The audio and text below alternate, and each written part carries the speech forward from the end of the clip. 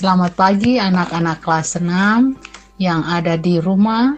Kita ada lagi dalam channel pembelajaran kita Marmet 2020. Di pagi ini kami akan belajar bersama tema 1, subtema 1, pembelajaran 5. Adapun tujuan pembelajaran kita di hari ini sebagai berikut.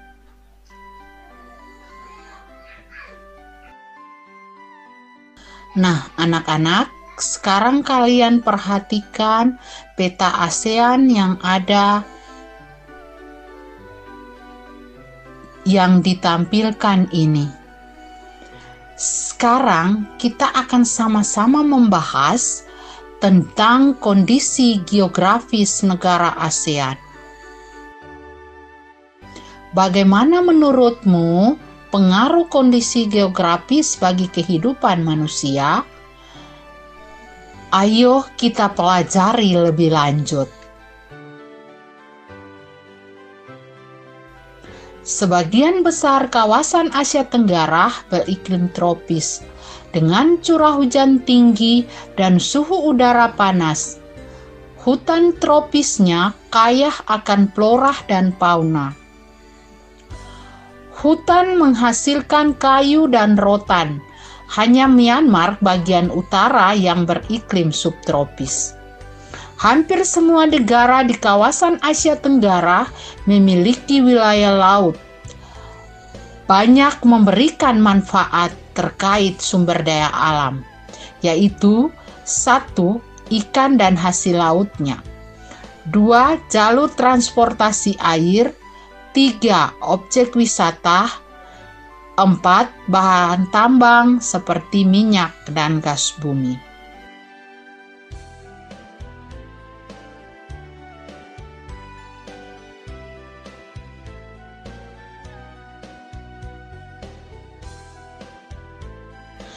Negara Indonesia memanfaatkan daerah dataran rendah untuk lahan pertanian dan perkebunan, di antaranya padi dan sayur-sayuran.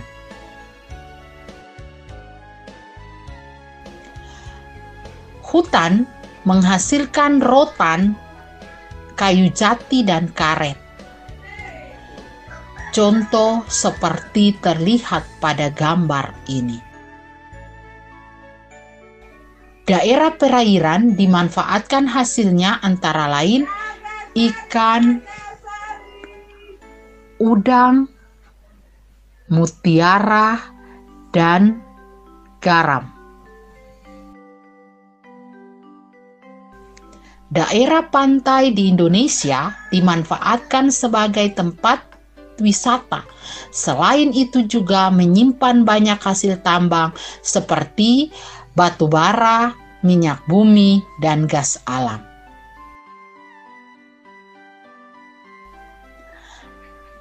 Hutan di negara Malaysia merupakan komoditas ekspor, contohnya kayu.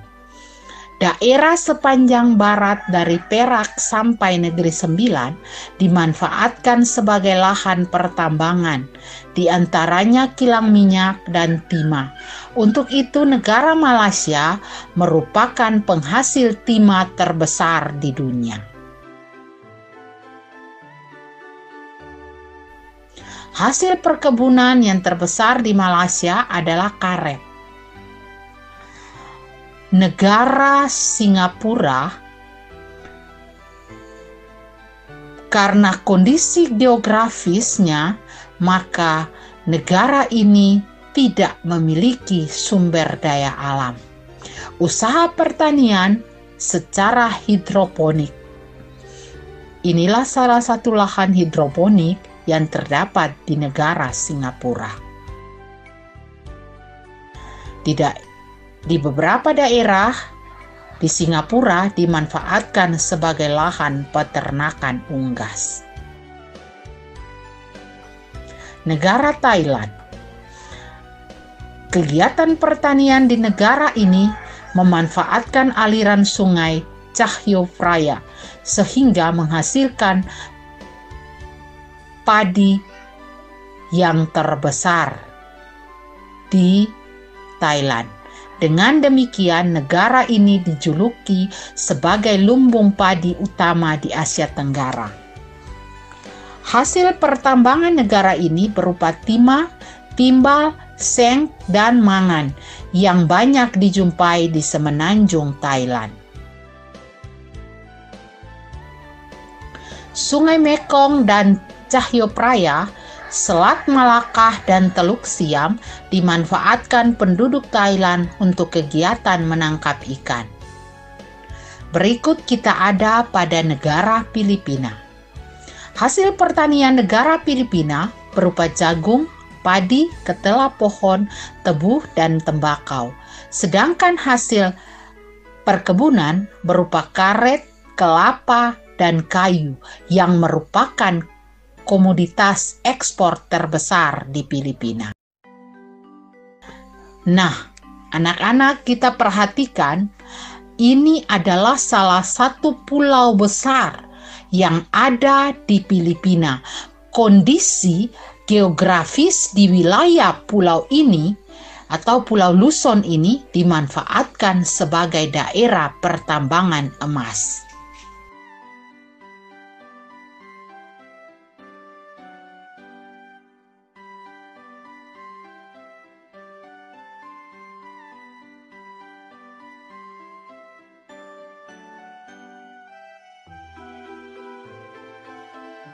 Negara Laos.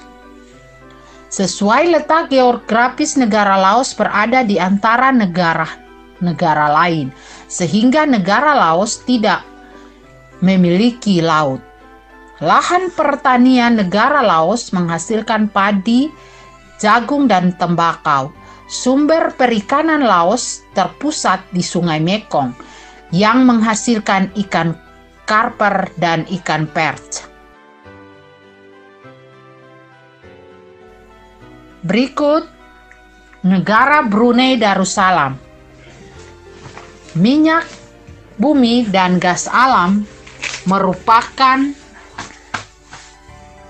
hasil terbesar negara ini dan menyumbang 40% pendapatan negara. Lahan pertanian negara ini adalah padi, kelapa, lada, dan buah-buahan.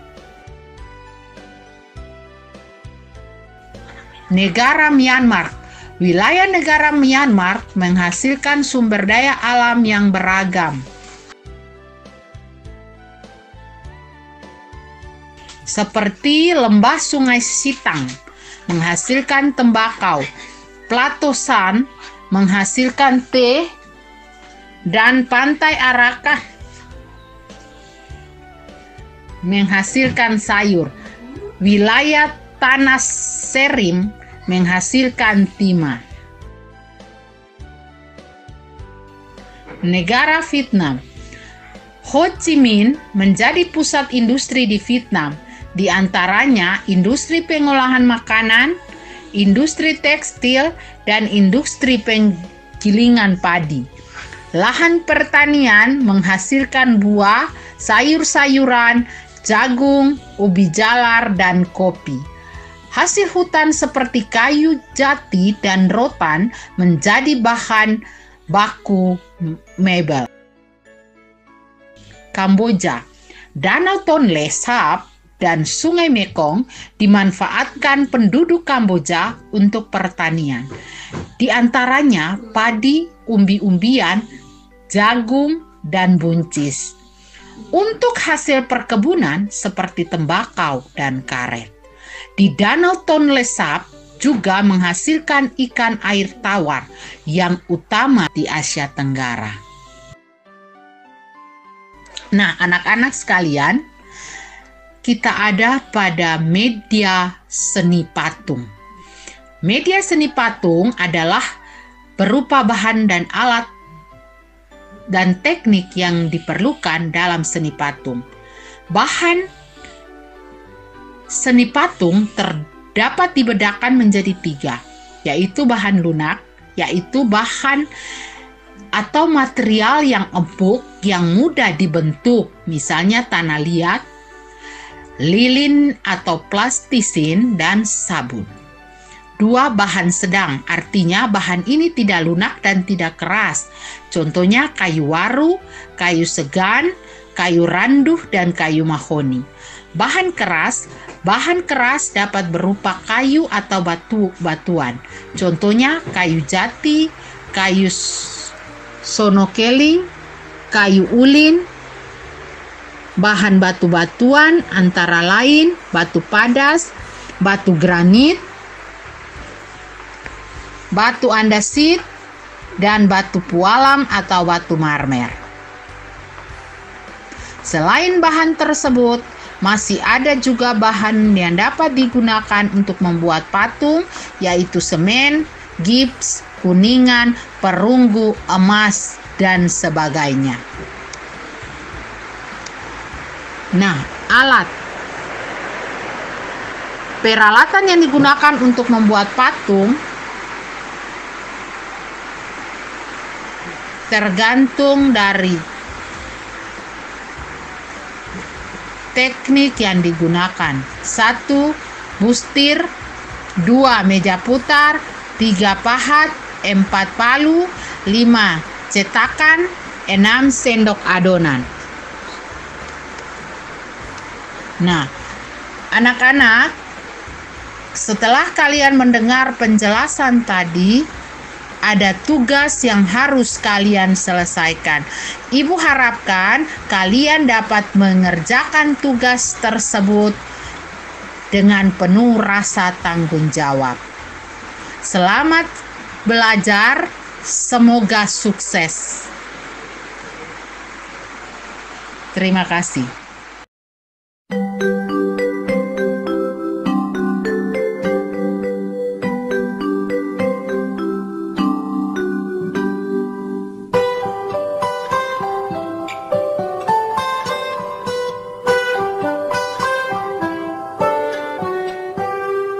Pagiku cerahku, matahari bersinar, ku gendong tas merahku di pundak. Selamat pagi semua, ku nantikan dirimu di depan kelasmu, menantikan kami. Guruku tersayang, guru tercinta, tanpamu apa jadinya aku? Tak bisa baca